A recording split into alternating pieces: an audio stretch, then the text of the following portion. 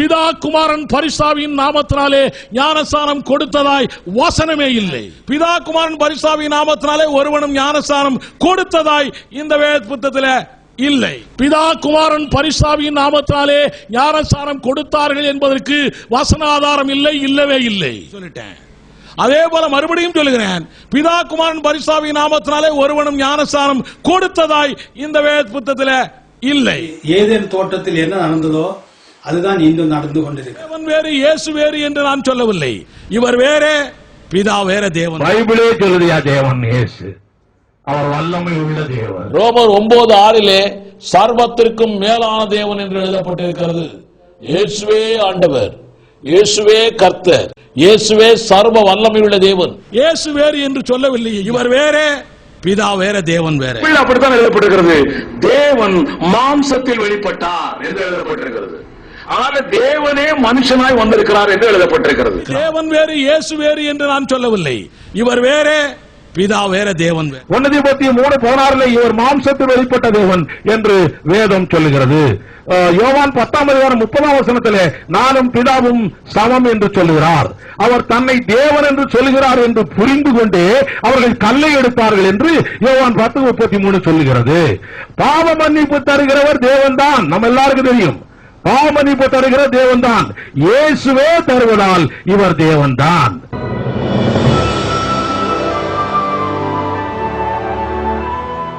இயேசு கிறிஸ்து பிறந்து இறந்து போனது முதல் எப்படி சபை உருவானது, இங்கே வேதாகமத்தில் எப்படி சபை உருவாகி இருக்கிறது, எது சபை வழிமுறைகளை வழி வழியாக பேசினேன். ஆனால் இவர் எங்கெங்கே போகிறார், எங்கெல்லாம் பிதா குமாரன் பரிசுத்தாவின் நாமத்தில் ஞானஸ்நானம் கொடுத்திருக்கிறார் என்று நிறுத்தி வைக்கணுமா வேண்டாமா? அது வேதாகமத்தில் இருக்கணுமா வேண்டாமா? 2-3 சாட்சிகளால் தானே ஒரு காரியம் நிலைவரப்பட வேண்டும். சாட்சி எங்க இருக்கிறது? நான் யார் என்பதை நிரூபித்து விட்டேன். என்னுடைய வரலாறு நிரூபித்து விட்டேன். நான் எப்படி பாவ மன்னிப்பு பெற்றேன் நிரூபித்து விட்டேன். இந்த வேதாகமத்தை போதிக்க நான் எப்படி அதிகாரத்தை உரிமையை பெற்றேன் போதித்து விட்டேன். நீங்களும் அதே போல எங்கெல்லாம் பிதா குமாரன் பரிசுத்தா என்று சொல்லி ஞானஸ்நானம் கொடுத்திருக்கிறது. இத்தனை பேர் கெடுத்திருக்கிறார்கள், இத்தனை பேர் கொடுத்திருக்கிறார்கள். அப்படிப்பட்ட எனக்கு உரிமை இருக்கிறது, நான் பேசுகிறேன் என்று தைரியமாய் பேசலாம். இயேசு நாமத்தில் எடுத்ததுக்கு நான் ஆதாரம் தந்து விட்டேன். அதே மாதிரி பிதா குமாரன் பரிசுத்தாவின் நாமத்தில் எத்தனை பேர் கொடுத்திருக்கிறார்கள், எத்தனை பேர் எடுத்திருக்கிறார்கள். சரி, கொடுத்தது வேண்டாம், எடுத்ததை காட்டுங்க, அல்லது எடுத்தது வேண்டாம், கொடுத்ததை காட்டுங்க. ஏதோ ஒன்று காட்டி தொலைங்க. பிதா குமாரன் பரிசுத்தாவின் நாமத்தினாலே ஞானஸ்நானம் கொடுத்ததாய் வசனமே இல்லை. பிதா குமாரன் பரிசுத்தாவின் நாமத்தினாலே ஒருவனும் ஞானஸ்நானம் கொடுத்ததாய் இந்த வேத புத்தகத்திலே இல்லை. பிதா குமாரன் பரிசுத்தாவின் நாமத்தினாலே ஞானஸ்நானம் கொடுத்தார்கள் என்பதற்கு வசன ஆதாரம் இல்லை, இல்லவே இல்லை சொல்லிட்டேன். அதே போல மறுபடியும் சொல்லுகிறேன், பிதா குமாரன் பரிசுத்தாவின் நாமத்தினாலே ஒருவனும் ஞானஸ்நானம் கொடுத்ததாய் இந்த வேத புத்தகத்திலே இல்லை. ஏதேன் தோட்டத்தில் என்ன நடந்ததோ அதுதான் இன்னும் நடந்து கொண்டிருக்கிறது. அன்று விருட்சத்தில் இடர்லை வைத்தார், கானானில் பெண்களில் இடர்லை வைத்தார், இங்கே நாமத்தில் இடர்லை வைத்திருக்கிறார். இயேசுவில் இடராக இருக்கிற மனுஷன் பாக்கியவான். தொடர்ந்து என்ன சொல்றார் பாருங்க. அப்போஸ்தலன் பேதுரு சொல்லுகிறார், மனம் திரும்பி பாவ மன்னிப்புக்கென்று ஞானஸ்நானம் பெற்றுக் கொள்ளுங்கள் என்று அவர் சொல்லுகிறார். இவர்களுடைய கருத்து எப்படி இருக்கிறது என்று நான் நிதானித்தேன் என்றால், ஞானஸ்நானம் பெறும்போது பெற்றால் தான் பாவம் மன்னிக்கப்படுகிறது என்று நம்பி இருக்கிறார்கள். அது வேதத்தின்படி மகா மகா தவறு என்று இன்றைய தினத்திலே நான் உங்களுக்கு பதிய வைக்கிறேன். இந்த பாவ மன்னிப்பு ஞானஸ்நானம் கொடுக்கும் போது வருகிறது அல்ல. வேதாகமம் அப்படி சொல்லவில்லை. அப்படியானால் அப்போஸ்தலர் 2ஆம் அதிகாரத்தில் இவர்கள் சீசர்கள் அங்கே பரிசுத்தாயை காத்திருக்கிறார். அப்போஸ்தலர் 2ஆம் அதிகாரம் ஒரே நடக்கிறது. அப்போஸ்தலர் 2ஆம் அதிகாரத்தில் அங்கே பரிசுத்தாயை காத்திருக்கிறார்கள். அங்கே பரிசுத்தாயை காத்திருக்கிற அவர்கள் மேல் பரிசுத்தாய் இறங்குகிறார். வந்திருக்கிற ஜனங்களுடைய பாஷையில் பேசின பொழுது, நாங்கள் என்ன செய்ய வேண்டும்? நீங்கள் ஒவ்வொருவரும் மனம் திரும்பி பாவ மன்னிப்புக்கென்று இயேசு கிறிஸ்து நாமத்தில் ஞானஸ்நானம் பெற்றுக் கொள்ளுங்கள். அதற்கு முன்பு எப்படி இவர்கள் உபதேசிக்கப்பட்டார்கள், எப்படி நாமம் தரிக்கப்பட்டார்கள்? நாமம் தரிக்கப்பட்ட பின்புதான் ஞானஸ்நானம். அப்படி இங்க சொல்லுதா? முதல் சபையா இது. ரட்சிப்பு வேணும்னா, பாவ மன்னிப்பு வேணும்னா இயேசு கிறிஸ்து நாமத்தில் ஞானஸ்நானம் பெற்றுக்கொள்ள சொன்ன பொழுது, கர்த்தராகிய இயேசு கிறிஸ்து நாமத்தில் ஞானஸ்நானம் பெற்று தான் ரட்சிக்கப்படுகிறார்கள். அல்லாமல் ரட்சிக்கப்பட்ட பின்பு ஞானஸ்நானம் அல்ல. அப்படி வேதாகமம் சொல்லவில்லை. ரட்சிப்புக்காக தான் ஞானஸ்நானம், வேறு வழியே கிடையாது. நான் ஆரம்பத்திலே சொல்லிவிட்டேன், நான் ரட்சிக்கப்பட்டவன், பிதா குமாரன் பரிசுத்தாவின் நாமத்தினாலே ஞானஸ்நானம் எடுத்திருக்கிறேன், நான் சீஷன் என்று சொல்லிவிட்டேன். நீ சீஷனா? எப்படி சீஷனான? சீஷர்கள்லாம் யாருன்னு அதிகமாய் தெரிந்திருக்க வேண்டிய கட்டாயத்தில் நாம் இருக்கிறோம். இந்த கடைசி நாட்களில் அவர்கள் ஒரு வருஷ காலமாய் சபையோடு கூடியிருந்து அநேக ஜனங்களுக்கு உபதேசம் பண்ணினார்கள். முதல் அந்தியோகியாவிலே சீஷர்களுக்கு கிறிஸ்தவர்கள் என்கிற பெயர் வந்தது. இப்ப நான் சீஷன் தானே. அவர் சீசராம், கிறிஸ்தவராம். அதுக்கு ஆதாரம் தானே கேட்கிறேன். மத்தேயு 28ஆம் அதிகாரத்தில் 16ஆம் வசனத்தில் 11 சீசரை வரவழைத்து நீங்கள் சீசராக்கி, அப்போஸ்தலர் 2ஆம் அதிகாரத்தில் இவர்கள் மூலம் 3000 சீசர்கள் உருவாகிறார்கள். யார் மூலம்? இந்த 12 அப்போஸ்தலர் மூலம் 3000 சீசர்கள் உருவாகிறார்கள். அப்போஸ்தலர் 6ஆம் அதிகாரம் 7ஆம் வசனம் படிங்கய்யா. அப்போஸ்தலர் 6:7. எருசலேமில் சீசர்கள் தொகை மிகவும் பெருகிட்டு. எப்படி பெருகிச்சு ஐயா? தேவ வசனம் விருத்தி அடைந்தது, சீசருடைய தொகை எருசலேமில் மிகவும் பெருகிட்டு. இந்த 12 அப்போஸ்தலர் மூலம் 3000 பேர் ஞானஸ்நானம் பெறுகிறார்கள். அவர்கள் அப்போஸ்தலருடைய உபதேசத்திலும் அந்நியோன்யத்திலும் அப்பமிடுதலும் ஜெபம் பண்ணுதலும் உறுதியாய் தரித்திருக்கிறார்கள். அப்போஸ்தலர் 4:4 ஏராளம் ஜனங்கள் இவரோடு சேர்ந்து விட்டது. அப்போஸ்தலர் 5:14 ஏராளம் ஸ்திரீகளும் புருஷர்களும் இவர்களோடு சேர்ந்து விட்டார்கள். அவனமாக இந்த எருசலேமில் சீசர்கள் தொகை பெருகிவிட்டது. அதுல நீங்க எங்க சீசனா? நீங்க இயேசு கிறிஸ்து நாமத்தில் ஞானஸ்நானம் பெற்ற சீசர்கள் தான் பெறுகிறார்கள். அவர்களுக்கு தான் கிறிஸ்தவர்கள் என்ற பெயர் வந்தது. என் புஸ்தகத்தில் சவால் விட்டிருந்தேன், கிறிஸ்தவர்கள் தெளிவித்தால் 1,00,000 ரூபாய். இன்று அந்த சவாலை நான் ரெடியாக சொல்லுகிறேன். ஆதாரத்தோடு கிறிஸ்தவர்கள் தெளிவித்தால் 1,00,000 ரூபாய் நான் இப்ப வைக்கிறேன். இயேசு கிறிஸ்து நாமத்தில் ஞானஸ்நானம் பெற எப்படி ஒருவன் சீசனானான், எப்படி கிறிஸ்தவனானான்? ஆதாரத்தோடு விளக்க வேண்டும்.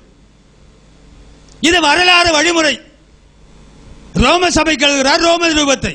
அவர்கள் கிறிஸ்துவ நாமத்தில் ஞானஸ்நானம் பெற்றவர்கள், அவர்களை பின்பற்றியவர்கள் எங்களுக்கு எழுதினார். உங்களுக்கு யாரை எழுதினது?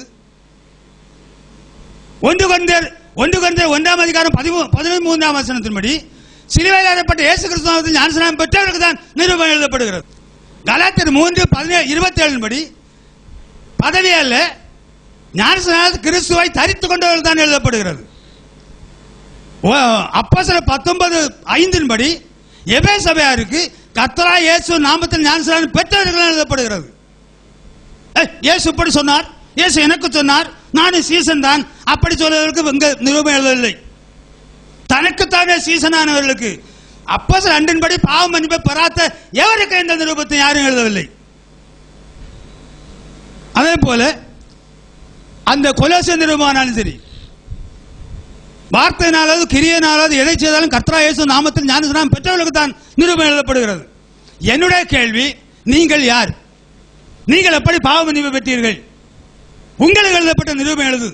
எங்கெல்லாம் பிதா குமாரன் பரிசுத்தா என்று சொல்லி ஞானஸ்நானம் கொடுத்திருக்கிறார்கள், இது எனக்கு தெளிவு தந்தாக வேண்டும். நான் யார் என்பதை நிரூபித்து விட்டேன். என்னுடைய வரலாறு என்ன நிரூபித்து விட்டேன். நான் எப்படி பாவ மன்னிப்பு பெற்றேன் நிரூபித்து விட்டேன். இந்த வேதாகமத்தை போதிக்க நான் எப்படி அதிகாரத்தை உரிமையை பெற்றேன் போதித்து விட்டேன். நீங்களும் அதே போல எங்கெல்லாம் பிதா குமாரன் பரிசுத்தா என்று சொல்லி ஞானஸ்நானம் கொடுத்திருக்கிறது. இத்தனை பேர் கெடுத்திருக்கிறார்கள், இத்தனை பேர் கொடுத்திருக்கிறார்கள். அப்படிப்பட்ட எனக்கு உரிமை இருக்கிறது, நான் பேசுகிறேன் என்று தைரியமாய் பேசலாம். ரட்சிக்கப்பட்டவர்களை கர்த்தர் அனுதினமும் சபையில் சேர்த்துக் கொள்கிறார். அதற்கு பிறகு ஞானஸ்நானம் கொடுக்கப்படுகிறது. எதற்கு?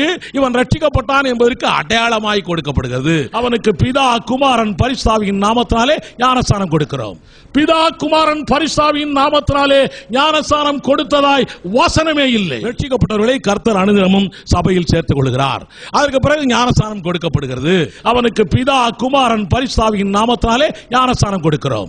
பிதா குமாரன் பரிசுத்தாவியின் நாமத்தினாலே ஞானஸ்நானம் கொடுத்ததாய் வசனமே இல்லை. சீஷர் ஆக்கின பிற்பாடு அவனுக்கு பிதா குமாரன் பரிசுத்தாவியின் நாமத்தினாலே ஞானஸ்நானம் கொடுக்கிறோம். பிதா குமாரன் பரிசுத்தாவியின் நாமத்தினாலே ஒருவனும் ஞானஸ்நானம் கொடுத்ததாய் இந்த வேத புத்தகத்தில் இல்லை. ரட்சிக்கப்பட்டவர்களை கர்த்தர் அனுதினமும் சபையில் சேர்த்துக் கொள்கிறார். அதற்கு பிறகு ஞானஸ்நானம் கொடுக்கப்படுகிறது. அதே போல மறுபடியும் சொல்லுகிறேன், பிதா குமாரன் பரிசுத்த நாமத்தினாலே ஒருவனும் ஞானஸ்நானம் கொடுத்ததாய் இந்த வேத புத்தகத்தில் இல்லை. இதுதாங்க திருத்துவம், இதுதாங்க திருத்துவம்.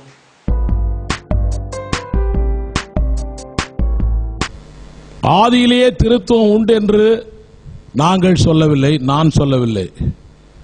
ஆதியிலே திருத்துவம் உண்டு என்று நான் சொல்லவில்லை, வேதமும் அப்படி சொல்லவில்லை.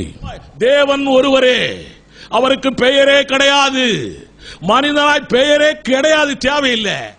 வானத்திலும் பூமியிலும் அநேக தேவர்கள் உண்டு என்று நாம் 1 Corinthians 8:5 பார்க்கிறோம்.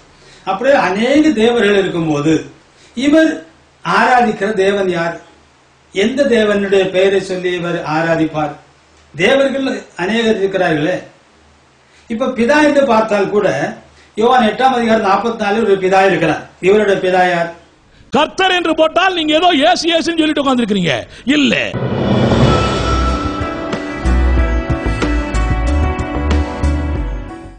லூக்கா 4ஆம் அதிகாரத்திலே பிசாசானவன் இயேசு கிறிஸ்துவை சோதிக்கிறான். இயேசு கிறிஸ்துவை சோதிக்கும் பொழுது 4ஆம் அதிகாரம் 7-8 வசனங்களை வாசிக்கலாம். நீர் என்னை பணிந்து கொண்டால் பிசாசு என்ன சொல்றான்? நீ என்னை பணிந்து கொண்டால் இதெல்லாம் உனக்கு கொடுத்துருவேன்றான்.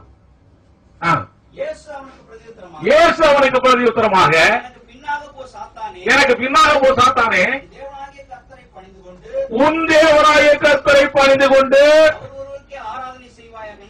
உன் தேவனாகிய கர்த்தரை பணிந்து கொண்டு. அப்ப என்னை பணிஞ்சு கொள்ளணும் போட்டிருக்குது. நீ போய் என்னை போய் உன்னை பணிஞ்சு கொள்ள சொல்றீங்க. நம் ஆண்டவர் வெளிப்படையாய் சொல்கிறார். பிந்தின ஆதாம் உயிர்ப்பிக்கிற ஆவியானார். அவர் மனுஷனா இருக்கிற வரைக்கும் தான் பிந்தின ஆதாம். இப்ப அவர் மனுஷனா இல்ல, உயிர்ப்பிக்கிற ஆவியானார். பிந்தின ஆதாம் உயிர்ப்பிக்கிற ஆவியானார். அவர் மனுஷனா இருக்கிற வரைக்கும் தான் பிந்தின ஆதாம். இப்ப அவர் மனுஷனா இல்ல, உயிர்ப்பிக்கிற ஆவியானார். உயிர்ப்பிக்கிற ஆவியானா. தேவன் என்பது எலோஹிம், தேவனாகிய கர்த்தர் என்பது சிங்கிள் பர்சன். அந்த சிங்கிள் பர்சன் தான் இன்றைக்கு நம்முடைய ராபின்சன் சொன்னபடி தூதனானவராய் செயல்பட்டார். அந்த சிங்கிள் பர்சன் தேவனாகிய கர்த்தர், தேவன் அல்ல, தேவன் அல்ல, தேவனாகிய கர்த்தர். அவர் இந்த பூமிக்கு வந்தது தன்னை இரட்சகர் என்று காட்டுவதற்காக வந்தாரே வெளியே. இதை கொஞ்சம் குறித்து வச்சீங்க, கொஞ்சம் நல்லது. அவர் தன்னை தேவன் என்று காட்டுவதற்கு இந்த பூமிக்கு வரவில்லை. ரொம்ப முக்கியமான பாயிண்ட். அவர் தன்னை தேவன் என்று காட்டுவதற்காக இந்த பூமிக்கு வரவில்லை. அவர் தன்னை இரட்சகர் என்பதை உலகத்தில் காட்டி உலக மக்களுக்கு ரட்சிப்பை கொடுக்கும்படியாகத்தான் வந்தார். தேவன் என்பது எலோஹிம், தேவனாகிய கர்த்தர் என்பது சிங்கிள் பர்சன். எபிரேய பாஷையில ஏல், ஏலா, எலோஹிம், எகோவா, அதோன், அதோனை, இந்த 3 வார்த்தைகள். ஆங்கிலத்தில் காட், லார்ட், லார்ட். தமிழ்ல தேவன், கர்த்தர், கர்த்தர், ஆண்டவர். இந்த வார்த்தைகள் எல்லாமே சர்வ வல்லமை உள்ள தேவனுக்கான வார்த்தை.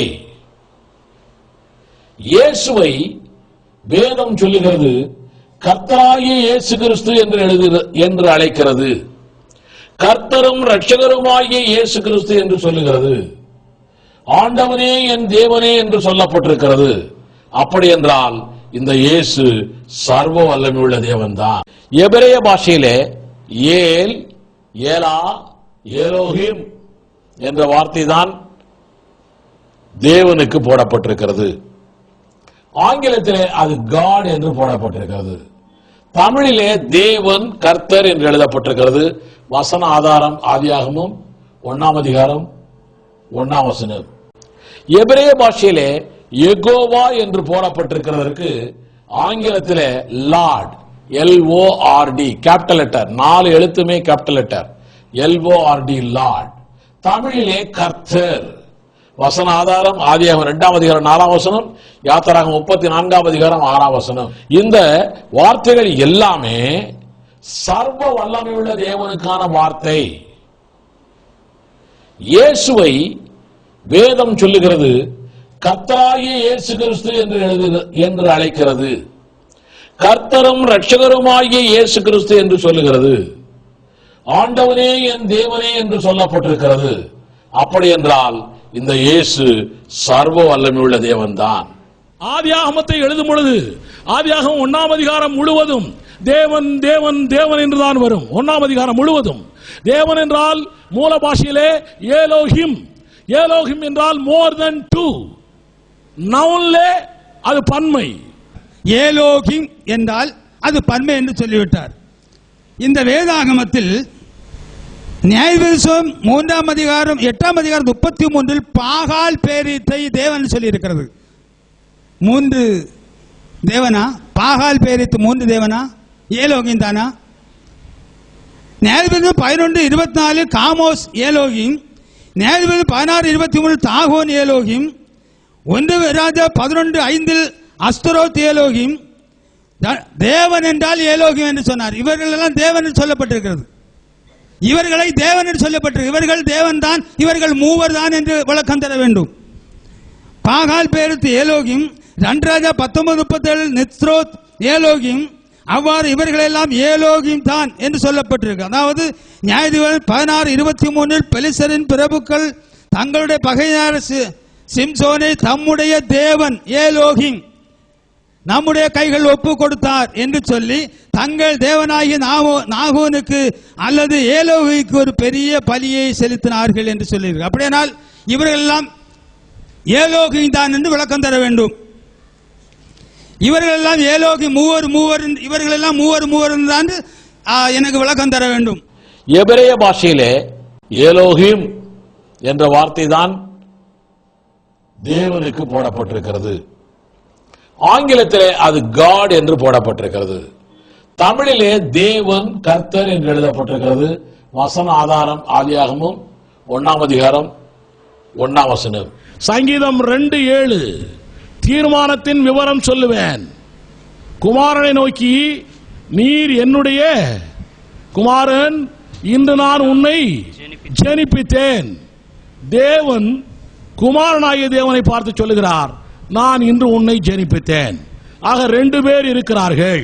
சங்கீதம் 2:7 கர்த்தர் என்னை நோக்கி நீர் என்னுடைய குமாரன், இன்று நான் உம்மை ஜெனிப்பித்தேன். சங்கீதம் 2:7 அப்படி எழுதப்பட்டிருக்கிறது. இன்று நான் உம்மை ஜெனிப்பித்தேன். அதனாலே நிச்சயமாய் இயேசு கிறிஸ்து ஜெனிப்பிக்கப்பட்டவர்தான் என்று விசேஷமாய் யெகோவா விட்னஸ் சபையார் சொல்லுகிறார்கள். அவர்கள் அப்போஸ்தலர் 13ஆம் அதிகாரம் 32-33 எபிரேயர் 5ஆம் அதிகாரம் 5 வசனங்கள் எல்லாம் வாசிப்பதில்லை என்று நான் நினைக்கிறேன். அந்த வசனங்கள் என்ன சொல்லுகிறது தெரியுமா? நீர் என்னுடைய குமாரன், இன்று நான் உம்மை ஜெனிப்பித்தேன் என்று 2ஆம் சங்கீதத்தில் எழுதியிருக்கிறபடியே இயேசுவை எழுப்பினதினாலே. ஆக ஜெனிப்பித்தேன் என்பது உண்டாக்கினேன் என்ற அர்த்தத்திலே போடப்படவில்லை. இயேசு கிறிஸ்து உயிர்த்தெழப்பட்டார், உயிர்த்தெழுந்தார் என்பதை குறிப்பதற்காகவே சங்கீதம் 2:7 சொல்லப்பட்டிருக்கிறது என்று அவர்களுக்கு புரியவில்லை. குமாரன் என்றால் தேவனுடைய குமாரன் என்றால் தேவனுக்கு பிறந்தவர் என்று அர்த்தம் அல்ல. அவரே தான் சொன்னார். தேவனுடைய குமாரன் என்றால் தேவனுடைய மகிமை, தேவனுடைய வல்லமை, தேவனுடைய மகத்துவம், தேவனுடைய எல்லா காரியங்களும் இவருக்குள்ளே இருக்கிறது. கொலோசியர் 2ஆம் அதிகாரம் 9ஆம் வசனத்தில் எழுதப்பட்டிருக்கிறது, தேவத்துவத்தின் பரிபூரணம் எல்லாம் சரீர பிரகாரமாய் கிறிஸ்துவுக்குள் இருக்கிறது. அப்போ கிறிஸ்துவுக்குள்ளே 100% godliness is there. பாகம் 18 இயேசு கிறிஸ்து தேவன் சொல்லுகிறார், உன்னை போல ஒரு தீர்க்கதரிசியை நான் அனுப்புவேன் என்று தேவன் சொல்லுகிறார் மோசேயிடம். உன்னை போல நானே வர்றேன்னு சொல்ல. அவர் ஒண்ணும் கடவுள் கிடையாது, தீர்க்கதரிசி. இப்படியே சொல்லிட்டு வந்தாரு, ரொம்ப நேரம் சொன்னார். அவரு உங்களுக்கு சொல்லுகிறேன், தீர்க்கதரிசியாக மாத்திரம் அல்ல, அவர் ஆசாரியராக மாத்திரம் அல்ல, அவர் இரட்சகராய் இந்த பூமிக்கு வந்தார். ஆமென். அவர் இந்த பூமிக்கு வந்தது தன்னை இரட்சகர் என்று காட்டுவதற்காக வந்தாரே ஒழிய, இதை கொஞ்சம் குறிச்சு வச்சுங்க, கொஞ்சம் நல்லது. அவர் தன்னை தேவன் என்று காட்டுவதற்கு இந்த பூமிக்கு வரவில்லை. ரொம்ப முக்கியமான பாயிண்ட். அவர் தன்னை தேவன் என்று காட்டுவதற்காக இந்த பூமிக்கு வரவில்லை. அவர் தன்னை இரட்சகர் என்பதை உலகத்திற்கு காட்டி உலக மக்களுக்கு ரட்சிப்பை கொடுக்கும்படியாகத்தான் வந்தார். ஏசாயா 9:6 எழுதப்பட்டிருக்கிறது, வாசிக்கலாம். ஒருவர், நமக்கு ஒரு பாலகன் பிறந்தார், நமக்கு ஒரு குமாரன் கொடுக்கப்பட்டார், கர்த்தத்துவம் அவர் தோளின் மேல் இருக்கும், அவர் நாமம் அதிசயமானவர், ஆலோசனை கர்த்தா, வல்லமை உள்ள தேவன், நித்திய பிதா. நித்திய பிதா அப்படி சொன்ன பிதா தான் இங்க வந்துட்டாருன்றாங்க. பிதா தான் வந்துட்டாருன்னு சொன்னா உபாகம் 18:18 பொய். நான் பிதாவிடம் வேண்டிக் கொள்கிறேன் என்று இயேசு சொன்னது பொய். அடுத்தது ஏசாயா 9:6 சொன்னாரு, அத பாதியிலே உண்டு போயிட்டாரு. ஏன்னா அவருக்கு ஒரு பயம் வந்துச்சு. அதுல ஏசாயா 9:6 இயேசுவை பற்றி தான் எழுதப்பட்டிருக்கிறது. அந்த எழுதப்பட்டதிலேயே இயேசுவை பற்றி சொல்லப்பட்டிருக்கிறது. இவர் கொடுக்கப்பட்டார். சரி, அது போட்டோம்.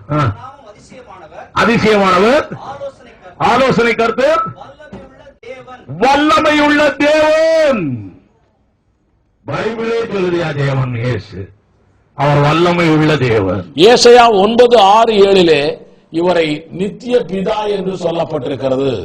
அப்படி என்றால் இவர் சர்வ வல்லமை உள்ள தேவன் தான். தேவன் நம்மோடு, இம்மானுவேல். இம்மானுவேல் என்றால் தேவன் நம்மோடு. எபிரேயர் 6ஆம் அதிகாரத்தில் கர்த்தர் அவருக்கு மேலே ஒருவரும் இல்லை என்பதால் தன்மேலே ஆபிரகாமுக்கு ஆணையிட்டார் என்ற இந்த வார்த்தையை ஆதியாகமம் 22ஆம் அதிகாரத்தில் ஈசாக்கை பலியிடுகிறதுக்கு ஒப்பிட்டு அவர் சொல்லுகிறார். அங்கே தேவன் ஆணையிடவில்லை. அங்கே தேவன் ஆணையிட்டது ஆதியாகமம் 15ஆம் அதிகாரத்திலையும் 17ஆம் அதிகாரத்திலையும் தான். ஆதியாகமம் 22 அவர் ஒன்றும் ஆணையிடவே இல்லை. பொய்யாக அவர் சத்தியத்தை சொல்லிக் கொண்டிருக்கிறார். ஆதியாகமம் 22ஆம் அதிகாரம் 22 வாக்குத்தத்தம் கொடுக்கவில்லை, என் பேரில் சொல்லவில்லை என்று சொன்னார். ஆதியாகமம் 22:18 படிங்க பிரதர். ஆதியாகமம் 22:18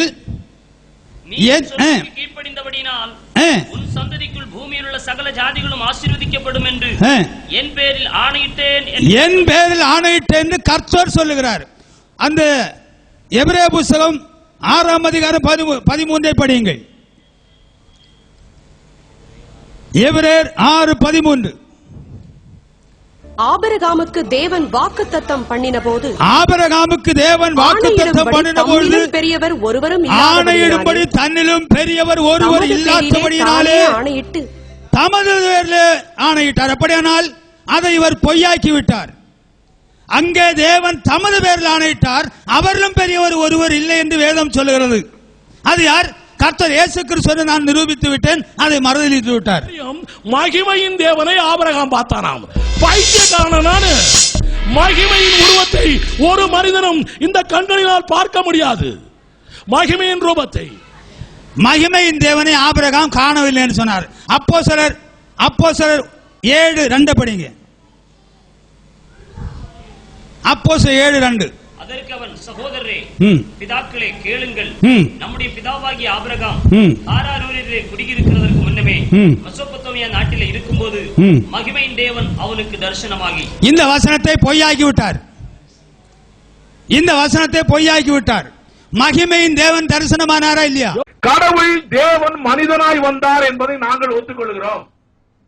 இயேசு கிறிஸ்து மனிதனாய் இந்த பூமியில் வாழ்ந்தார் என்பதை ஒத்துக்கொள்கிறோம். இயேசு கிறிஸ்து 100% மனிதனாய்த்தான் வாழ்ந்தார். மனிதனாய் வாழ்ந்தவர் மனிதன் எப்படியெல்லாம் இருக்க வேண்டுமோ அப்படியெல்லாம் இருந்தார். அதுல ஒன்றும் மாற்றமே கிடையாது எங்களை பொறுத்த வரைக்கும். ஆனால் அவர் மனிதனாகவே வாழ்ந்தார். அதனால கொலோசியர் 2ஆம் அதிகாரம் 9ஆம் வசனம் சொல்லுகிறது, தேவத்துவத்தின் பரிபூரணமெல்லாம் சரீர பிரகாரமாய் அவருக்குள்ளே வாசமாயிருந்தது. அப்ப தெய்வீகமும் அவருக்குள்ளே இருக்கிறது, மனுஷீகமும் இருக்கிறது. ஆக இவரை மனுஷ லெவல்ல தான் அவர் எல்லா காரியமும் செய்திருக்கிறார். மனிதனாய்த்தான் வந்தார். பழைய ஏற்பாட்டிலே வந்தவர், தரிசனமாகி பேசியவர், தூதனானவராய் இருந்தவர் வார்த்தையான தேவன்.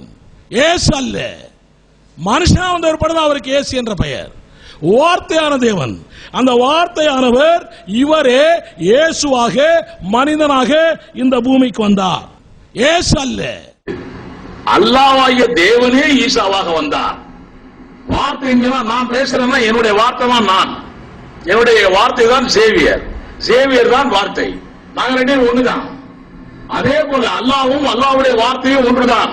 அல்லாவுடைய வார்த்தை வேற, அல்லாஹ் வேற என்று சொல்லிவிட்டால் குர்ஆனே நமக்கு தேவையில்லை. அல்லாவும் அல்லாவுடைய வார்த்தையும் ஒன்றுதான். அப்ப அல்லாவுடைய வார்த்தை தான் ஈசா நபி என்ற மனித ரூபத்தில் வந்திருக்கிறது. அல்லாஹ்வுடைய வார்த்தை. அப்ப அல்லாஹ்வே வந்திருக்கிறார் என்று அர்த்தம். நாங்கள் பைபிள் அப்படித்தான் எழுதப்பட்டிருக்கிறது. தேவன் மாம்சத்தில் வெளிப்பட்டார் என்று எழுதப்பட்டிருக்கிறது. ஆனால் தேவனே மனுஷனாய் வந்திருக்கிறார் என்று எழுதப்பட்டிருக்கிறது. அங்கே சிலுவையிலே சாகும் பொழுது தேவனே தேவனே என்னை ஏன் கைவிட்டீர் என்று அவர் சொன்னார். அப்படி என்றால் யார் அந்த தேவன்? ஆண்டவர் நமக்காய் கண்ணீர் விட்டார். அவருடைய சாவுக்காய் கண்ணீர் விடல, அவர் ரத்தம் சிந்துறதுக்காக கண்ணீர் விடல. நமக்கு என்ன காரியத்துக்காக வந்தாரோ அந்த காரியம் வீணாய் போகக்கூடாது. இந்த பிசாசு இந்த வேலை பண்ணிட்டு இருக்கிறான். அதனாலேதான் அவர் சொல்லுகிறார். இப்போ நானே வழி, நானே சத்தியம், நானே ஜீவன், அவரே சொல்றாரு எல்லாமே. அப்போ யாரு இயேசு சொன்னாருன்னு சொல்ல, நம்ம பிரதரே சொல்றாரு, முஸ்லிம் பிரதரே. அப்படி இயேசு சொன்னாருன்னு அப்ப அவர்தான் வழி, அவர்தான் சத்தியம், அவர்தான் ஜீவன், அவர்தான் கடவுள். அவரே தேவனே மனுஷனா வந்து இருப்பாடு. அவரையே குற்றப்படுத்திட்டாருன்னா இது கடவுளையே குற்றப்படுத்துற மாதிரி கருத்து இது. 14ஆம் அதிகாரம் 16ஆம் வசனத்தில் எழுதப்பட்டிருக்கிறது. இது போல 2-3 வசனங்கள் இருக்கிறது வேதத்தில். நான் வெளிப்படையாய் சொன்னேன், நான் போய் பிதாவினிடத்தில் போய் உங்களுக்காக வேண்டிக் கொள்வேன். வாசிங்க சீக்கிரம். சத்திய ஆவியாகிய வேறொரு நான் ஒரு தேற்றவாளன் தான் இதுவரைக்கும் உங்கள்ட்ட இருந்தேன். உங்கள் இருதயம் கலங்காது இருப்பதாக என்று சொல்லிக் கொண்டிருந்தேன். இப்ப நான் போறேன். உங்களுக்கு வேறொரு தேற்றவாளன் நானே வர்றேன். வேறொரு பரிசுத்தாவினர் வேறொரு தேற்றவாளன் சொன்னார். இந்த இயேசு கிறிஸ்து தன்னுடைய வேலையை முடித்துவிட்டு போய்விட்டார். போய்விட்ட பிறகு இயேசு கிறிஸ்து இந்த பூமியில் காணக்கூடாது, அவருடைய வேலை நடக்கக்கூடாது. ஆனால் பேதுரு ஐனேயாவே, அப்போஸ்தலர் 9ஆம் அதிகாரம் 34ஆம் வசனத்தை படியுங்கள். பேதுரு ஐனேயாவை பார்த்து, ஐனேயாவே நீ இன்னும் படுத்துக்கொண்டு இருப்பேன்னு இயேசு கிறிஸ்து உன்னை குணமாக்குகிறார், நீ எழுந்து நட என்று சொன்னார். அப்படியானால் இயேசு கிறிஸ்து இந்த ஐனேயாவை சுகமாக்குறார் என்றால் அவர் எங்கே இருக்கிறார்? இங்கே தான் இருக்கிறார். வேறொரு தேற்றவாளனாய் வந்த அவர்தான் ஐனேயாவோடு கூட இருந்து, ஐனேயாவை பேதுருவோடு கூட இருந்து ஐனேயாவை சுகப்படுத்துகிறார். மட்டுமல்ல, பேதுருவை அந்த பவுலை அழைக்கிறது யார்? இவர் பிதாவின் வலது பார்சத்தில் தான் இருக்க வேண்டும். அந்த பவுலை அழைக்கிறவர் இயேசு அழைக்கிறார். அப்போஸ்தலர் நடவடிக்கை 9ஆம் அதிகாரத்தில் கர்த்தருடைய சீசரை பயமுறுத்தும்படி அவர் வருகிறார். அப்போஸ்தலர் 9:1 படியுங்கள். அங்கே கர்த்தருடைய சீசரை பயமுறுத்தும்படி, சவுல் என்பவன் இன்னும் கர்த்தருடைய சீசரை பயமுறுத்தி, யாரை பயமுறுத்தும்படி? கர்த்தருடைய சீசரை பயமுறுத்தும்படி. யார் கர்த்தருடைய சீசர்கள்? மத்தேயு 28ஆம் அதிகாரம் 16ஆம் வசனத்தில் அதிகாரத்தை பெற்ற சீசர்கள் அங்கே அப்போஸ்தலர் 2ஆம் அதிகாரத்தில் 4ஆம் இருக்கிறார்கள். 4ஆம் வசனத்தில் கர்த்தருடைய ஆவி, இங்கே கர்த்தருடைய ஆவி இறங்குகிறது, இங்கேயும் கர்த்தருடைய ஆவிதான் இறங்குகிறது. தேவனாய கர்த்தர் மாம்சமான யாவர் மேலும் தம்முடைய ஆவியை ஊற்றுவார் சொன்னபடி அங்கே 2ஆம் அதிகாரத்தில் மாம்சமான யாவர் மேலும் தேவனாய கர்த்தர் தம்முடைய ஆவியை ஊற்றுகிறார். அப்படியானால் இந்த சீசர்கள் யாருடைய ஆவியை பெற்றிருக்கிறார்கள்? தேவனாய கர்த்தருடைய ஆவி. இங்கே சீசர்களை பயமுறுத்தும்படி அந்த அப்போஸ்தலர் 9:1 வருகிறார். ஆனால் 4ஆம் வசனத்தில் இயேசப்பா கேட்கிறார், என்ன கேட்கிறார்? சவுலே சவுலே நீ ஏன் என்னை துன்பப்படுத்த? அப்படியானால் சீசருக்குள் இருந்த ஆவி யாருடைய ஆவி? சீசருக்குள் பரிசுத்த ஆவியானவர் இருந்தது தேவனாகிய கர்த்தர் இயேசுவின் ஆவி. இயேசு கிறிஸ்துவின் ஆவிதான் சீசருக்குள் பரிசுத்த ஆவியாக இருக்கிறது. அதாவது பவுல் இயேசுவை துன்பப்படுத்த வரவில்லை, சீசர்களை துன்பப்படுத்த வருகிறார். அப்பொழுது அந்த இயேசு கேட்கிறார், சேரக்கூடாத வெளிச்சத்தில் வாசமாக இருக்கிறவர் கேட்கிறார், சவுலே சவுலே நீ ஏன் என்னை துன்பப்படுத்துற? அப்படியானால் அந்த சீசருக்குள் இருந்த ஆவி இயேசு கிறிஸ்துவின் ஆவி. இது மறுதலிக்க முடியாது. மாத்திரமல்ல, இங்கே 3ஆம் நபர் தான் இருக்கணும். அப்போஸ்தலர் நடவடிக்கைகள் 18ஆம் அதிகாரம் 8ஆம் வசனத்தில் ஜெப ஆலய தலைவனாய கிறிஸ்புக்கும் அவன் வீட்டாருக்கும் ஞானஸ்நானம் கொடுக்கப்படுகிறது. கொடுத்த உடனே அன்று கர்த்தர் பவுலுக்கு தரிசனமாகி, யார் கர்த்தர்? அப்போஸ்தலர் 9:5 அதற்கு கர்த்தர் நீ துன்பப்படுத்துற இயேசு நானு. அப்படியானால் அந்த கர்த்தர் இயேசு. அப்போஸ்தலர் 18ஆம் அதிகாரம் 8ஆம் வசனத்தில் ஞானஸ்நானம் கொடுத்த உடனே அவர் பவுலுக்கு சொல்லுகிறார், கர்த்தர் பவுல் அருகே நின்று, இந்த கொரிந்து பட்டணத்திலே எனக்கு அநேக ஜனங்கள் உண்டு, நீ தைரியமாய் சுவிசேஷ பிரசங்கி, நான் உன்னுடனே கூட இருக்கிறேன். அப்படியானால் அந்த சத்திய ஆவியானவராக வேறொரு தேற்றவாளனாக இந்த பவுல் அப்போஸ்தலனோடு கூட இருந்தது யார்? ஒன்று தீமோத்தேயு 1:13 அந்த வசனம் அங்கே சொல்லுகிறது, என்னை பலப்படுத்துகிற நம்முடைய பவுல் அப்போது சொல்லுகிறார், என்னை பலப்படுத்துகிற நம்முடைய கர்த்தராகிய. அப்படியானால் பவுலை பலப்படுத்திக் கொண்டிருந்தவர் யார்? பவுல் அடி வாங்கும் போது பவுலை பலப்படுத்தினது யார்?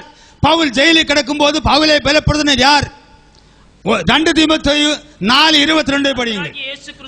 கர்த்தராகிய இயேசு கிறிஸ்து ஆவியுடனே கூட இருப்பாராக.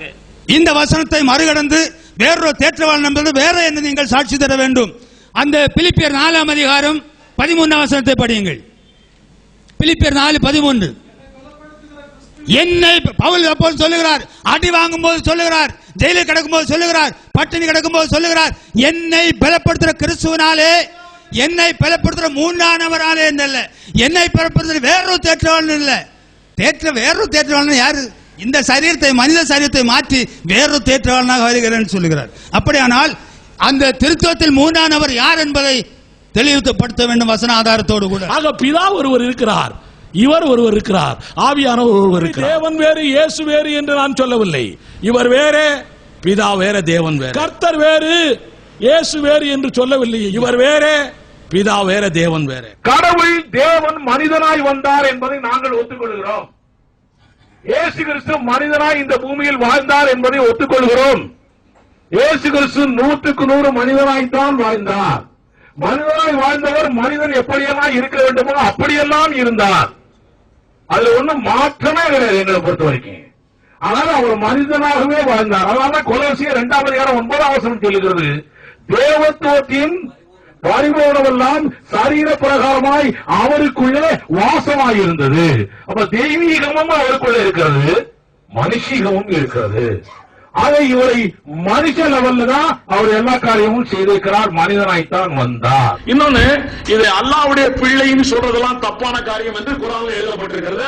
அல்லாஹ்வுக்கு பிள்ளை இல்ல, மனைவி இல்ல, ஒண்ணு இல்லைன்னு சொல்லி நாங்கள் இயேசுவை தேவனுடைய பிள்ளை என்று ஒரு இடத்துல கூட சொல்லவில்லை. நாங்கள் பைபிள்ல நீங்க எந்த வசனத்தை எடுத்து காட்டினாலும் எங்களுக்கு சந்தோஷம். நாங்கள் இயேசுவை தேவனுடைய பிள்ளை என்று நாங்கள் சொல்லவே இல்லை. தேவன் வேறு, இயேசு வேறு என்று நான் சொல்லவில்லை. இவர் வேறே, பிதா வேற, தேவன் வேற. தேவன் தான் மாம்ச வடிவிலே ஈசாவாக வந்தார் என்றுதான் சொல்லிக் கொண்டிருக்கிறோம். இன்றைக்கும் இவர் தேவன் என்றுதான் சொல்லிக் கொண்டிருக்கிறோம். இந்த ஈசா நபி என்பவர், அவர் அல்லாஹ்வே ஈசாவாக வந்திருக்கிறார். ரொம்ப ஸ்ட்ராங்கா மறுபடியும் சொல்லிட்டு இருக்கிறேன், வார்த்தை உயிர், அப்படியே ஈசா வந்திருக்கிறார். இந்த ஈசா என்பவர் மனிதனாய் வந்தார். ஆனாலே அவர் இப்பொழுது மனித ரூபத்தில் தான் நின்று கொண்டிருந்தார். மனித ரூபத்திலே நின்றவர் அவர் தெய்வம் என்று நாம் எப்படி சொல்லுகிறோம் என்றால், மனித ரூபத்திலே வந்தவர் மரித்தார், மரித்தவர் உயிர்த்தார், உயிர்த்தவர் இன்றைக்கும் ஜீவிக்கிறார். தேவன் வேறு, இயேசு வேறு என்று நான் சொல்லவில்லை. இவர் வேறே, பிதா வேற, தேவன் வேற. கர்த்தர் வேறு, இயேசு வேறு என்று சொல்லவில்லை. இவர் வேறே, பிதா வேற, தேவன் வேற. இயேசுவை தீத்து 2:13 மகாதேவன் என்று எழுதியிருக்கிறது. 1 யோவான் 5:20 மெய்யான தேவன் என்று எழுதியிருக்கிறது. ஏசாயா 9:6 வல்லமையுள்ள தேவன் என்று எழுதப்பட்டிருக்கிறது. இந்த இயேசு பாவங்களை மன்னிக்கிற ரட்சகர் என்று மார்க் 2:5 முதல் 11 வசனங்களிலே நாம் அறிந்து கொள்ளலாம். பாவங்களை மன்னிக்கிறதற்கான ஒரே அதிகாரம் தேவனுக்கு மாத்திரமே உண்டு. இவர் பாவத்தை மன்னிக்கிறார் என்றால் நிச்சயமாய் இவர் தேவன்தான். ஏசாயா 9:6-7 இவரை நித்திய பிதா என்று சொல்லப்பட்டிருக்கிறது. அப்படி என்றால் இவர் சர்வ வல்லமையுள்ள தேவன்தான்.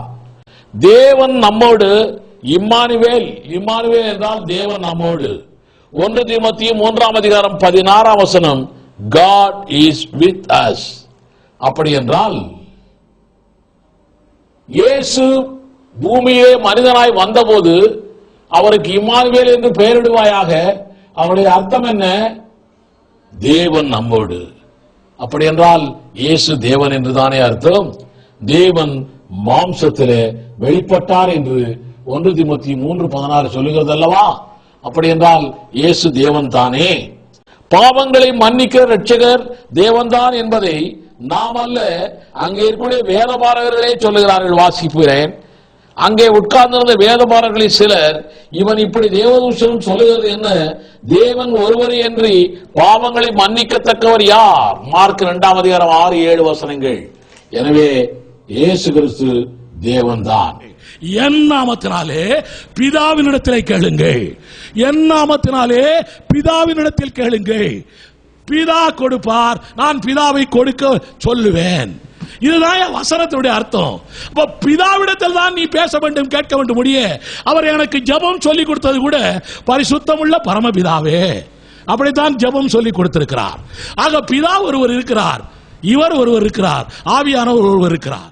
இயேசு தேவனாய் வரவில்லை, மனிதனாய் தான் இந்த பூமிக்கு வந்தார்.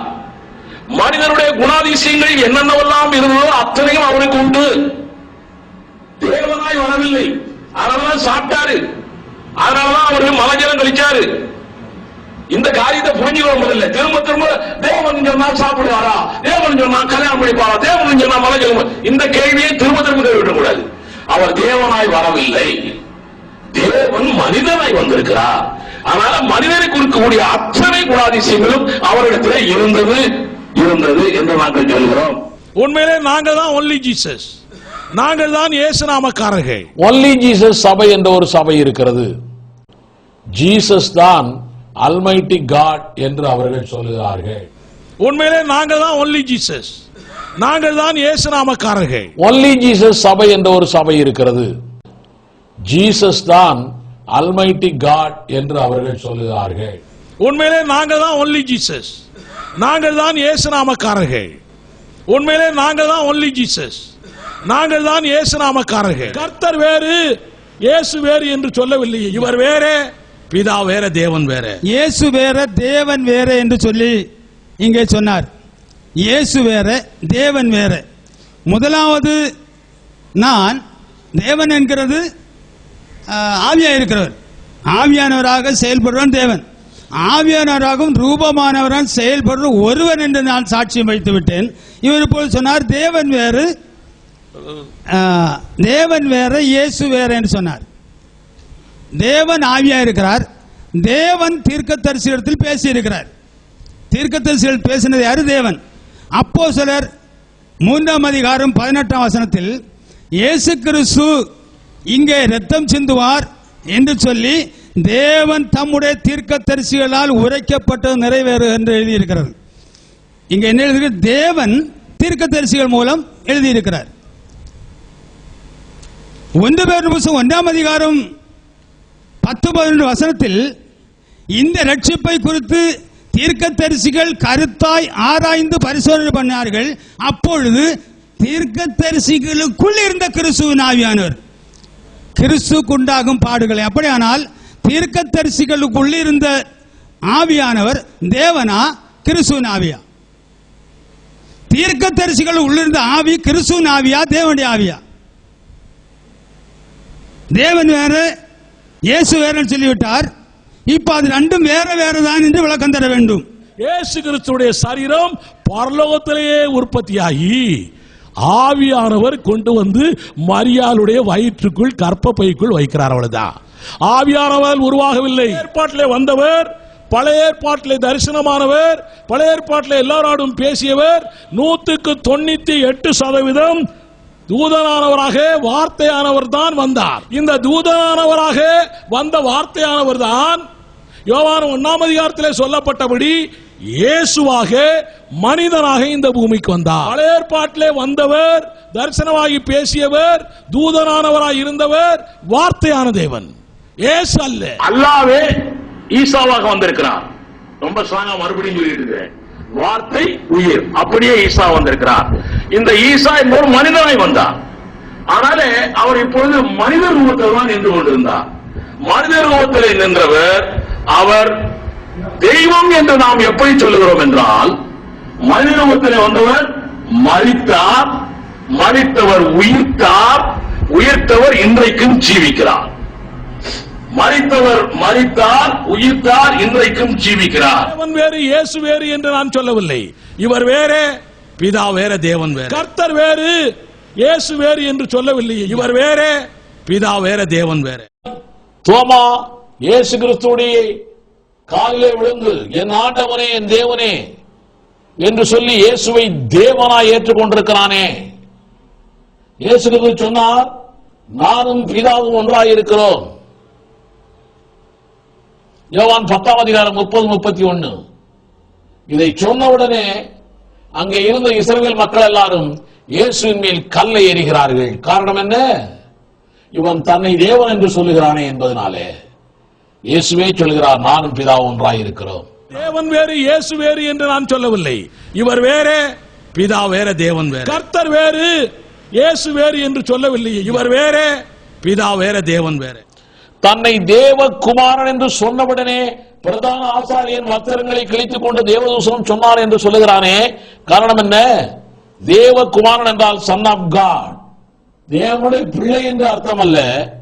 தேவனுடைய நேச்சர், தேவனுடைய குளோரி இயேசுவிடம் இருக்கிறது என்று அர்த்தம். தேவன் வேறு இயேசு வேறு என்று நான் சொல்லவில்லை. இவர் வேறு, பிதா வேறு, தேவன் வேறு. கர்த்தர் வேறு இயேசு வேறு என்று சொல்லவில்லை. இவர் வேறு, பிதா வேறு, தேவன் வேறு. முட்செடியிலே மோசேக்கு முன்னாலே பேசினார் தேவன். அப்பொழுது யாத்திராகமம் 3:14 யெகோவா என்று அவர் வெளிப்பட்டார். இவர் முட்செடியிலே நின்றவர் தூதனானவர். யார் அந்த தூதனானவர்? யார் அந்த யெகோவா என்ற பெயரிலே வெளிப்பட்ட தூதனானவர்? அப்போஸ்தலர் 7:30-31 வாசித்தால் ஸ்தேவான் சொல்லுகிறார், அவர்தான் 10 கற்பனையை கொடுத்தவராம்.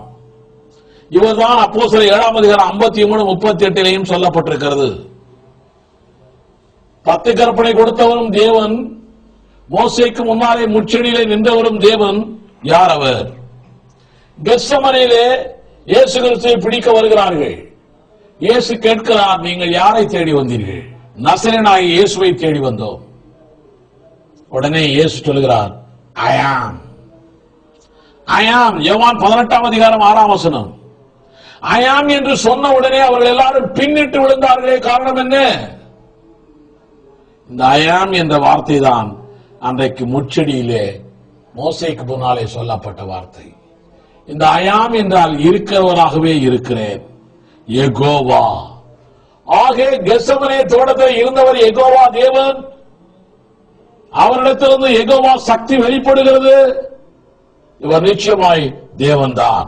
அவங்க எல்லாம் அங்கெல்லாம் அப்படியே ஆழ்த்தத்துவமா இருந்தார்கள் என்று நான் சொல்லவில்லை. தேவன் வேறு இயேசு வேறு என்று நான் சொல்லவில்லை. கிறிஸ்துவுடைய சரீரம் பரலோகத்திலேயே உற்பத்தியாகி ஆவியானவர் கொண்டு வந்து மரியாளுடைய வயிற்றுக்குள் கர்ப்பப்பைக்குள் வைக்கிறார். அவ்வளவுதான். ஆவியானவர் உருவாகவில்லை. இயேசு வேற தேவன் வேற என்று சொல்லி இங்கே சொன்னார். இயேசு வேற தேவன் வேற. தேவன் வேறு இயேசு வேறு என்று நான் சொல்லவில்லை. இவர் வேறு, பிதா வேறு, தேவன் வேறு. தேவன் வேறு, பிதா வேறு என்று சொல்லவில்லை. இவர் வேறு, பிதா வேறு, தேவன் வேறு. வெளிப்படுத்தல் 1:8 இவர் சர்வ வல்லமையுள்ள கர்த்தர் என்று எழுதப்பட்டிருக்கிறது. வெளிப்படுத்தல் 4:8 இவர் சர்வ வல்லமையுள்ள தேவனாகிய கர்த்தர் என்று எழுதப்பட்டிருக்கிறது. வெளிப்படுத்தல் 11:17 சர்வ வல்லமையுள்ள கர்த்தராகிய தேவன் என்று எழுதப்பட்டிருக்கிறது. வெளிப்படுத்தல் 16:14 சர்வ வல்லமையுள்ள தேவன் என்று எழுதப்பட்டிருக்கிறது. ரோமர் 9:6 சர்வத்திற்கும் மேலான தேவன் என்று எழுதப்பட்டிருக்கிறது.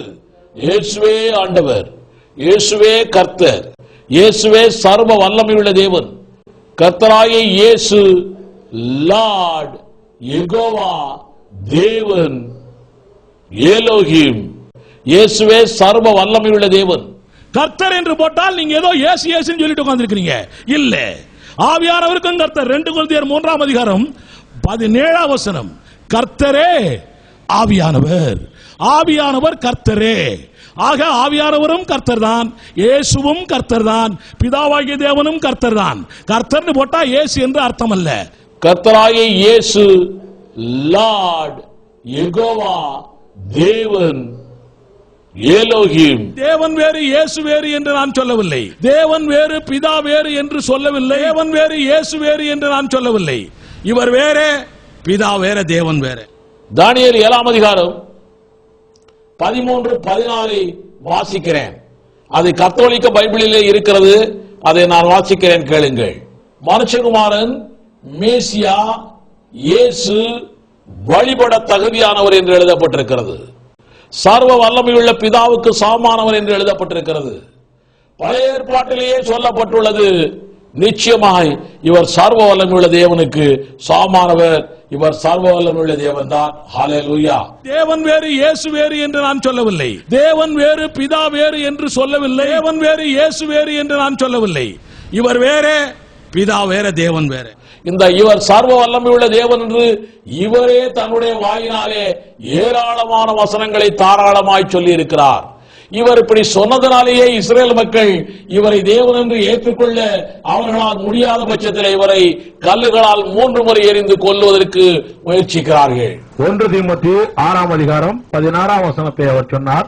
தாம் ஒருவராய் சாவாமை உள்ளவரும், இது தேவனை குறிக்கிறது, இயேசு செத்து போயிட்டாரு என்று அவர் சொல்லுகிறார். வெளிப்படுத்தல் 1:18 சொல்லுகிறது, மரித்தேன் ஆனாலும் சதா காலங்களிலும் உயிரோடு இருக்கிறேன். சதா காலம், வெள்ளிக்கிழமை, சனிக்கிழமை, ஞாயிற்றுக்கிழமை, அப்போ உயிரோடு இருக்கிறேன் நான். பைபிள்ல இருந்து தான் சொல்லிக் கொடுக்குறீங்க, நானும் பைபிள்ல இருந்து தான் சொல்லிட்டு இருக்கிறேன். சதா காலம் உயிரோடு இருக்கிற ஆண்டவர். சரீரம் தான் செத்து போச்சு, அவருடைய ஆவியும் ஆத்மாவும் உள்ளான மனுஷன் சாகவே இல்லை. அவர் சதா காலம் உயிரோடு இருக்கிறார், உயிரோடு இருக்கிற தேவன். 1 தீமோத்தேயு 6ஆம் அதிகாரம் 16ஆம் வசனத்தை எடுத்து சொன்னேன், அவர் சாவாமை உள்ளவர் என்று சொன்னேன். வெளிப்படுத்தல் 1ஆம் அதிகாரம் 18ஆம் வசனத்தை சொன்னேன், மரித்தேன் ஆனால் சதா காலம் உயிரோடு இருக்கிறவர் என்று சொன்னேன். இது ரெண்டும் வெவ்வேறு ஆள் என்று சொன்னேன். 1 தீமோத்தேயு 6ஆம் அதிகாரம் 16ஆம் வசனத்தை அவர் சொன்னார். தாம் ஒருவராய் சாவாமை உள்ளவரும், இது தேவனை குறிக்கிறது, இயேசு செத்து போயிட்டாரு என்று அவர் சொல்லுகிறார். வெளிப்படுத்தல் 1:18 சொல்லுகிறது, மரித்தேன் ஆனாலும் சதா காலங்களிலும் உயிரோடு இருக்கிறேன். சதா காலம், வெள்ளிக்கிழமை, சனிக்கிழமை, ஞாயிற்றுக்கிழமை, அப்போ உயிரோடு இருக்கிறேன் நான். பைபிள்ல இருந்து தான் சொல்லிக் கொடுக்குறீங்க, நானும் பைபிள்ல இருந்து தான் சொல்லிட்டு இருக்கிறேன். சதா காலம் உயிரோடு இருக்கிற ஆண்டவர். சரீரம் தான் செத்து போச்சு, அவருடைய ஆவியும் ஆத்மாவும் உள்ளான மனுஷன் சாகவே இல்லை. அவர் சதா காலம் உயிரோடு இருக்கிறார், உயிரோடு இருக்கிற தேவன். பார்க்க முடியாது அப்படின்னு சொல்லி 1 தீமோத்தேயு 6ஆம் அதிகாரத்தை சொல்லிட்டு இருந்தீங்களே, அவர் மனுஷனா வந்ததுனாலதான் பார்த்தாங்க. அவர் மனுஷனாக 2000 வருஷத்துக்கு முன்னாலதான் வந்தாரு. அதுக்கு முன்னால அவர் யாரு பார்த்தது? அதுக்கு முன்னால அவர் இருக்காருல்ல, ஐ ஆம் இருக்கிறவராய் இருக்கிறேன் என்று சொன்னவர், அவரை யாரும் பார்க்க முடியாது, தேவனாய் இருந்தார். அப்போ ரைட், அவர் மனிதனாய்த்தான் வந்தார். இது மறுபடியும் நாங்க சொல்றோம், அவர் மனிதனாய்த்தான் வந்தார். மனிதனாய் வந்தவருக்குள்ளே தேவத்துவம் இருந்தது. அவ்வளவுதான். அந்த தேவனை புரிஞ்சுக்கணும்னா தேவன் மாம்சத்தை வந்தார, இவரை புரிஞ்சுக்கணும். அவர் மனிதனாய்த்தான் வந்தார். இத மறுபடியும் நாங்க சொல்றோம். இவரை புரிஞ்சுக்கிட்டா தான், இவரை புரிஞ்சிக்காதனாலதான் உங்களுக்கு தேவனையே புரிஞ்சுக்க முடியல. இதுல 1 யோவான் 5:20 சொல்லப்பட்டிருக்கு, இவர் மெய்யான தேவன் என்று சொல்லப்பட்டிருக்கிறது. கடவுள் நிலையில இருந்தா தான் ஏன் கன்னி வயிற்றுல பிறக்கணும்? யார்கிட்ட வானத்துல டுவார்ல குதிச்சிருக்கலாமே. கடவுள் நிலையில பூமிக்கு வரல. கடவுள் நிலையில பூமிக்கு வந்தால் கடவுளை ஒருத்தரும் பார்க்க முடியாது. நீங்க தான் எடுத்து கொடுத்தீங்க வசனம் 1 தீமோத்தேயு 6ஆம் அதிகாரம். ஒருத்தரும் பார்க்க முடியாது. அதனால இப்போ அவரை எல்லாரும் பார்த்தாங்க. அப்ப அவர் கடவுள் நிலையில இங்க வரல, மனித நிலையில் தான் வந்தார். அதைத்தான் வேதமும் சொல்லுகிறது. இப்பொழுது நான் உங்களுக்கு கடற்கரை என்று உங்களுக்கு நான் சில காரியங்களை சொல்ல போகிறேன். இயேசு கிறிஸ்து தேவன் என்பதை பற்றி 1 தீமோத்தேயு 3:16 இவர் மாம்சத்தில் வெளிப்பட்ட தேவன் என்று வேதம் சொல்லுகிறது. யோவான் 10ஆம் அதிகாரம் 30ஆம் வசனத்திலே நானும் பிதாவும் சமம் என்று சொல்லுகிறார். அவர் தன்னை தேவன் என்று சொல்லுகிறார் என்று புரிந்து கொண்டே அவர்கள் கல்லை எடுத்தார்கள் என்று யோவான் 10:33 சொல்லுகிறது. பாவ மன்னிப்பு தருகிறவர் தேவன் தான், நம்ம எல்லாருக்கும் தெரியும். பாவ மன்னிப்பு தருகிற தேவன் தான். இயேசுவே தருவதால் இவர் தேவன் தான். தோமாவே இவர் உயிர்த்தெழுந்த ஆண்டவரை பார்த்து, oh my Lord my God என்று யோவான் 20:28 இவரை தேவன் என்றே சீஷன் சொல்லுகிறான். தேவன் என்றே சீஷன் சொல்லுகிறான். அடுத்தது யெகோவா, எலோஹிம், அதோனை என்று தேவனை எபிரேய பாஷையிலும், லார்ட், காட், லார்ட் என்று ஆங்கிலத்திலும், தேவன், கர்த்தர், ஆண்டவர் என்று தமிழிலும் வேதத்தில் அழைக்கப்பட்டிருக்கிறது. இயேசு கிறிஸ்துவை எங்கெல்லாம் எழுதப்பட்டிருக்கிறது பாருங்க, கர்த்தர் கர்த்தர் கர்த்தர் என்றுதான் எழுதப்பட்டிருக்கிறது. கர்த்தர் என்றால் அர்த்தம் என்ன? நீங்க பைபிளை வச்சுதான் சொல்ல போறீங்க. கர்த்தராகிய இயேசு கிறிஸ்து. கர்த்தர் என்றால் அர்த்தம் என்ன? Elohim, God. கர்த்தர் என்றால் அர்த்தம் என்ன? யெகோவா. எங்க பார்த்தாலும் யெகோவா தான். கர்த்தராய் இயேசு கிறிஸ்து என்று பல இடங்களிலே கர்த்தர் என்பது அதுவும் போல்ட் லெட்டர்ல போட்டிருக்கோம். படிச்சு பாருங்க, நீங்க வச்சிருக்கிற இதுல அந்த பைபிள்ல போட்டிருக்கு. முச்சடியிலே பேசினார் ஒருத்தர். முச்சடியில பேசும்பொழுது தேவதூதன் என்று எழுதப்பட்டிருக்கிறது, தேவன் என்றும் எழுதப்பட்டிருக்கிறது. அப்போ பேரை நான் கேட்கும் பொழுது ஐ ஆம், இருக்கிறவராக இருக்கிறேன் என்று அவர் சொன்னார், யெகோவா என்று சொன்னார். அப்படியே கெத்செமனே தோட்டத்தில் அவரை கைது பண்ண வரும் பொழுது நீங்கள் யாரை தேடி வந்தீர்கள் என்று அவர் கேட்டார். அப்ப அவர் சொன்னாரு, நசரேயனாகிய இயேசுவை தேடி வந்தோம். அப்ப அவர் சொன்னாரு ஐ ஆம். the same word அங்கே முச்சடியிலே மோசே கிட்ட சொன்ன அதே வார்த்தையை கெத்செமனே தோட்டத்தில் சொன்ன உடனே யெகோவா என்ற நாமத்தில் இருக்கக்கூடிய வல்லமையினாலே அப்படியே அவரை பிடிக்க வந்தவர்கள் பின்னிட்டு விழுந்தார்களாம். பின்னிட்டு விழுந்தார்கள். ஆபிரகாமோடு உறவாடினேன் என்று இயேசு கிறிஸ்து சொல்லுகிறார். ஆபிரகாம் என்னுடைய நாளை கண்டான், கண்டு கரி கூர்ந்தான். இப்படி சொன்ன உடனே உனக்கு என்ன 30 வயசு 33 வயசு ஆகுது, நீ எப்படி ஆபிரகாம் பார்த்தேன்னு சொல்லி கல்லால் அடிக்க போறாங்க.